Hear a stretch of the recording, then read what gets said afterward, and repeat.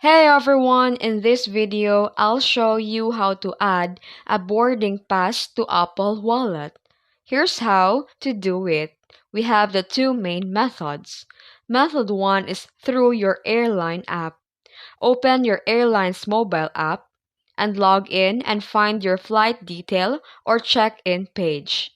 Once you're checked in, look for the option that says Add to Apple Wallet or Add to Wallet. Tap it, and your boarding pass will automatically open in the Apple Wallet app. Confirm by tapping Add in the top right corner, and your boarding pass is now saved and ready for scanning at the airport. The method 2 is through your email. Open your email that you receive after booking your flight. Look for the flight confirmation or boarding pass email. Many airlines include Add to Apple Wallet button inside it. Now, tap Add to Apple Wallet, and when the wallet preview opens it, tap Add to confirm. You'll now find your boarding pass in the Apple Wallet app. And that's it.